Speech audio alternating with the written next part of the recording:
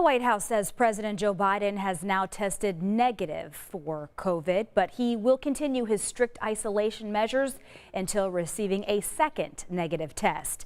President Biden is fully vaccinated and double boosted. Officials say the president continues to feel very well.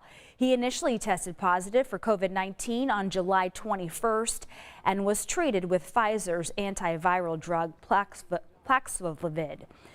The coronavirus is something we all deal with, and we know it'll be around in the future. So right now, a group of researchers is finalizing a tool that could change the way we test for the virus.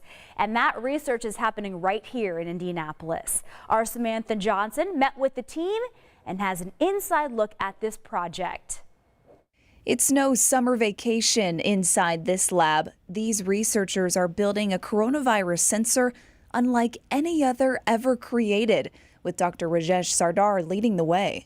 In terms of COVID research, we really want to make it more impactful to the society. Dr. Sardar's team created its first sensor just months into the pandemic. It tested for both the virus and antibodies. But after that, I think the research became very personal to me because I lost a cousin who was in his early 30s. And then I thought, okay, the COVID research has to be even more applied and it has to reach to the people. So this team took it up a notch with a 96-well panel, testing nearly 100 samples at a time. We designed our sensor such a way that it is very sensitive and it is very specific to COVID-19. But even that isn't enough to test mass populations quickly, according to Dr. Sardar. So researchers here bumped it up again from 96 to 384. Because these wells are a little bit bigger, so it takes a little longer time to scan an entire area. But because this area is small, the sensor, so that's why we can scan it much faster.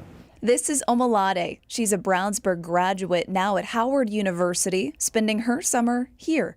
I've been able to make my own plates and read them as well, just to be able to know what kind of results I'm getting with the ones that I'm making. Dr. Sardar says this technology has been around for 30 years, but not without a couple problems.